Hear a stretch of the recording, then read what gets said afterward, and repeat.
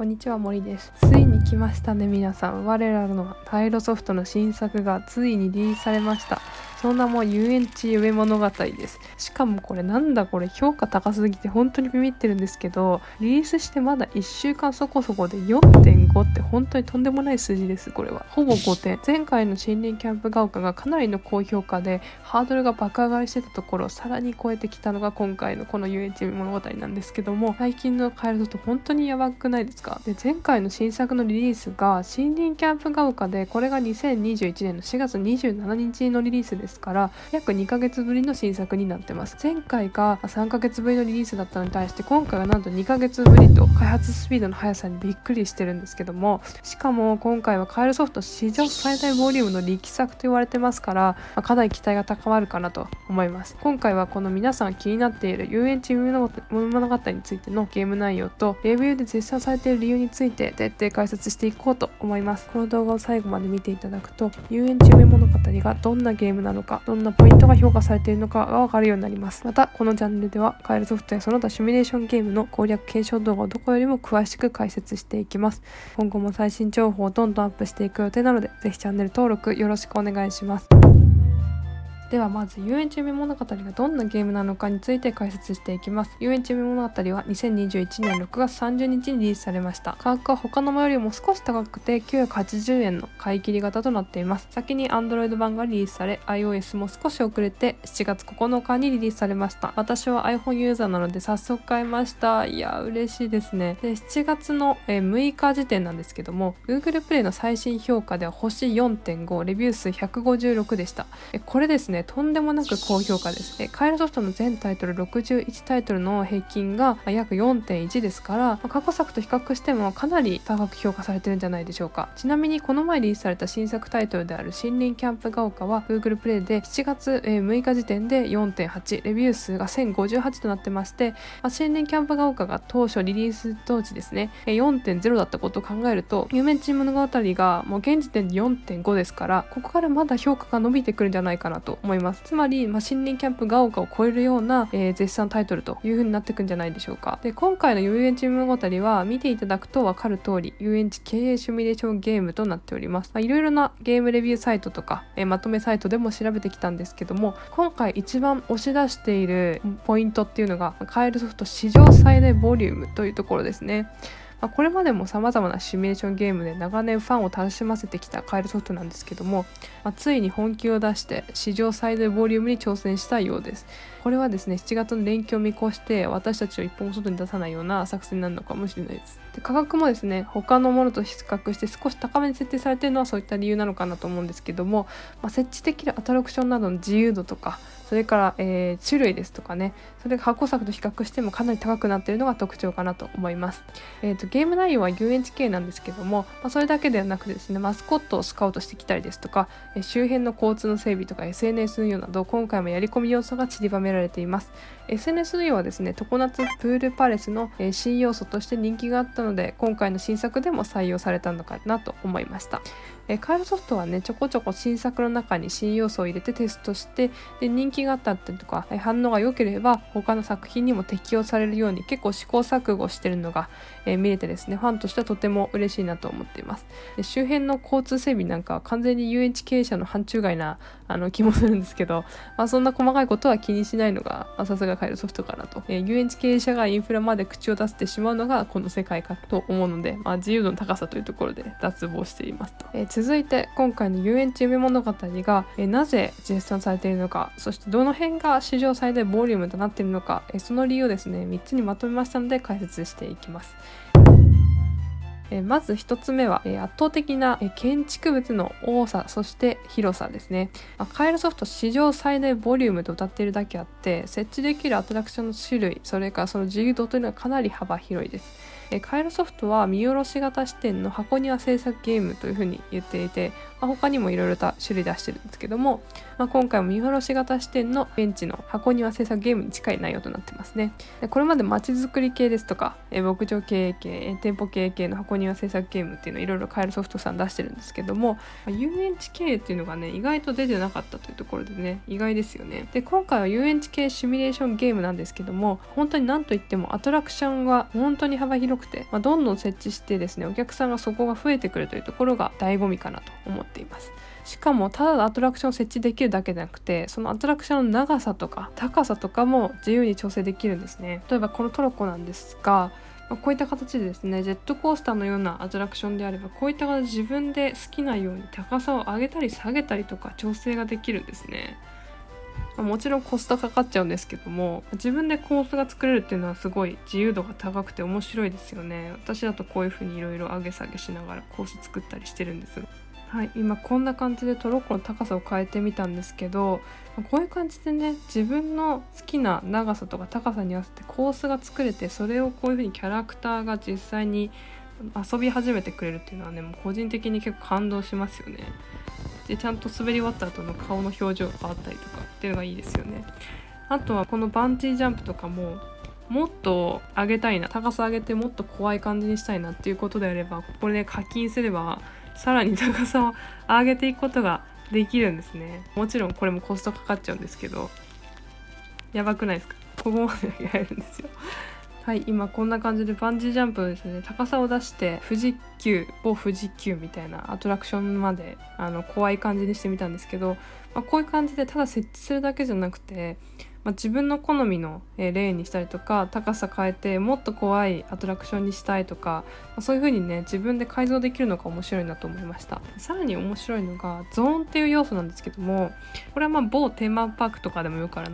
ランドとか、ウエスタンみたいな、ああいうエリアによって雰囲気の違う場所を自分で作ることができるんですね。これテンション上がりますよね。でこれどうやって作るのかっていうと、毎年秋になるとスカウトできるマスコットっていうのがいるので、それをちゃんとスカウトすることができれば、そのマスコットに対応したゾーンっていうのを設置できるようになるという仕組みになってます。で私は今このローゼンふわりっていうマスコットをスカウトしたのと、あとは雪だるまっていうマスコットと、あとはこのちょっと見えないんですけどタコ、宇宙人のタコみたいなのをスカウトしたので、今それぞれの対応したゾーンっていうのを作っています。でそれぞれ花園ゾーンと雪国ゾーンと宇宙ゾーンっていう感じで分けて作っています。でそれぞれのゾーンにはこういうグリーティングの場所を作って、マスコットと触れ合える〇〇のお家、ミニ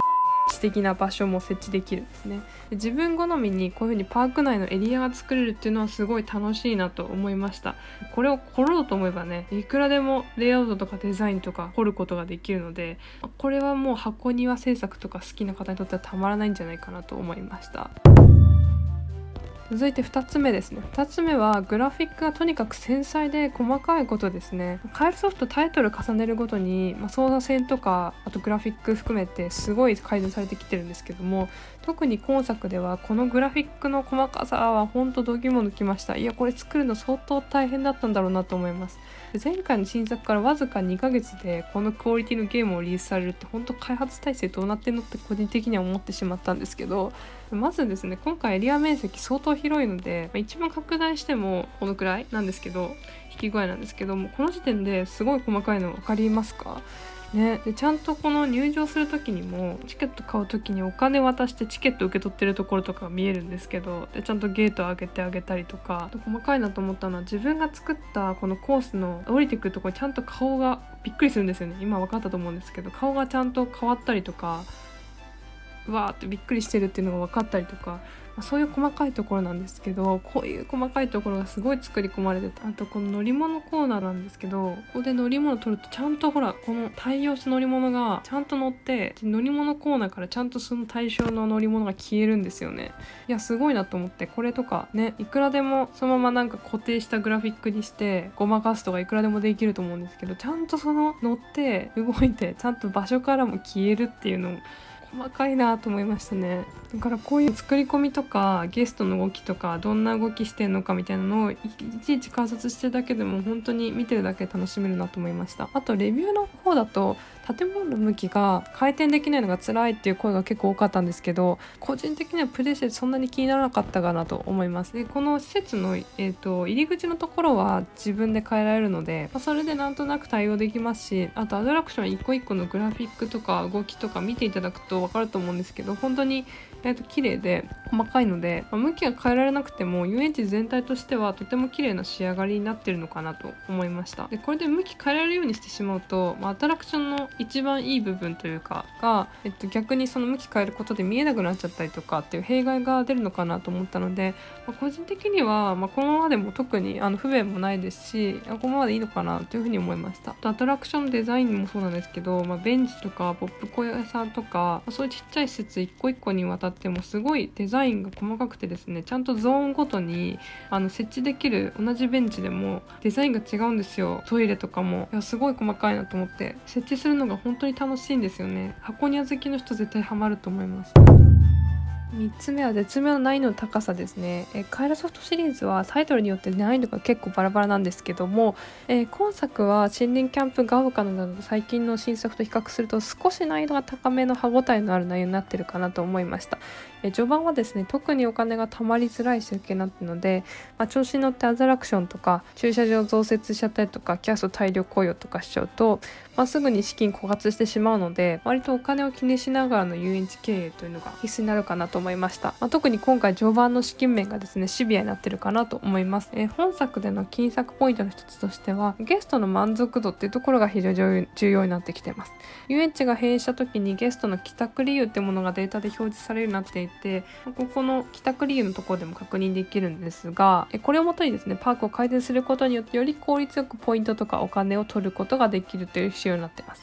これまで他の作品だとお客さんごとに満足度とかステータスがあって、お客さんごとに満足させていくっていう風な形だったんですけど、今作は閉園時にどのくらい満足しているのかっていうのは全体で評価されるのが新しいなと思いました。でこの閉園まで滞在したよっていう方とかは、あと用が済んだよっていう方は、満足して帰られたってことでいいんですけども、私の場合だとトイレがないで帰ってる人が多すぎるので、トイレ設置しなきゃいけないなって感じなんですけど、あとなんかお腹が空いて帰っちゃったとか、そういう人が多ければパーク内に飲食店増やしてあげるとかですね、そういう風に改善をしていくことによってゲストとかお客さんがより長くパークに滞在してくれて、お金もポイントも落としてくれるという風になっているので、満足度は非常に重要になってきています。で序盤の資金繰り難易度がちょっと比較的高めではあるんですけども、デザインとか操作性はさっきお話しした通り前作よりもさらに洗練されてきていて、より万人受けしやすいようになってるなと感じました。カイロソフトファンの方はもちろんなんですけど、初めてカイロソフトをやるユーザーさんにとってもとっつきやすい作品かなと思います。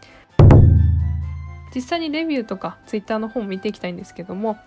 シミュレーションゲームの老舗王道ジャンルが面白くないわけがありませんでした。まだ10年程度ですが、カイロソフトは過去作で取り入れてきた様々な要素はこれでもかと詰め込まれていて、最大規模の売り文句は盾ではありません。おそらく今後のアップデート課題に上がっていると思いますが、オブジェクトの回転と移設はなるべく早く実装されることを祈りつつ周回していきたいと思います。いやー、これ本当に同感ですね。こんな王道ジャンルをなぜ今までリリースしてこなかったのか不思議でなりませんけども、こんな組み合わせもう最強ですよね。カイロソフトはこれまで積み上げてきた要素とか良かったところもこれでもかと盛り込んできた、まさに史上最大ボリュームと歌い文句に恥じない素晴らしい作品だなと私も思います。待ってました、遊園地。ひとまずゲーム内5周年でレビュー飛んできました。これは遊べる、900円の価値あり、これからも応援しています。ちまちまキャラがうごうごする夢の遊園地。とにかく土地が広い、詰め込みに詰め込んで早く2周目がやりたい、マップをズームアウトしまくった全体像で見てると重くなりますが、それは自分で調整すればいいことかと思います。アトラクションの出入り口変更アップで助かります。はかどります。ぜひアトラクション本体の向き変更をご検討ください。左に向くだけでもかなり遊びやすくなるかと思います。はい、私も待ってました。5年目でやり込んで早速レビューをかけに来るカイロソフトファンの鏡のような方ですね。アトラクション出入り口変更アップデが入ったことによってですね、本当に私もやりやすくなったなと感じるんですけど、レビューを見ながらカイロソフトさんはすぐに対応してアップデを入れているっていう、この対応の素早さっていうのがこのレビューからわかるかなと思いました。アトラクション向きについてはね、8割ぐらいの方がレビューの中でも書いたんですけども、そこ加味しても、すでに良作と言えるのではないでしょうか。配置換えができたら最高傑作です。あと建物の回転ができたら殿堂入りで、それ以外めちゃくちゃ面白すぎる改善よろしくお願いいたします。はい、先から配置の改善希望される方多いですね。確かに箱庭ゲームとしてのビジュアルがですねかなり高いのが今作ですから、回転ができるようになってさらに自由度が上がると、カイルソフトファンの喜ばれる方も多いんじゃないかなと思います。それ加味してもすでに今回最高傑作並みに面白いというのはレビューの中でも多かったですね。はい、今回はカイルソフト期待の最新作タイトル遊園地夢物語と史上最大ボリュームのゲーム内容、なぜこんなに評価が高いのかという理由について解説していきました。いやー、前回の心理キャンプガオカもあんなに評価高くてハードルが上がってるのにそれを乗り越えてくるっていうのが本当にすごいですよね。私個人としても毎回いつもとこういう同じ安心感のあるプレイができつつクオリティが上がっていくっていうところを見ると本当にやってて嬉しいなと思います。7月は連休もありますし、この連休はお家でカイルソフトのゲームにやり込んでみるのがいかがいいんじゃないでしょうかなと思います。今回は遊園地夢物語のみをご紹介しましたが、過去動画では有料版ソフトとか無料版ソフトそれぞれ人気ランキングも作ってご紹介してます。まだね連休にやるソフト決まってないよって方はこちらの動画もぜひ見てほしいなと思います。もし面白いと思ったら今後もカイルソフトとかシミュレーションゲームの攻略検証を紹介していく動画を上げてきますので、ぜひチャンネル登録と高評価で応援をお願いいたします。またいつもコメントくださる皆さんもありがとうございます。早速プレイしてみたよという方がいればですね、またプレイしてみた感想とかをコメント欄から教えていただけると嬉しいです。では今回もご視聴ありがとうございました。また次回の動画でお会いしましょう。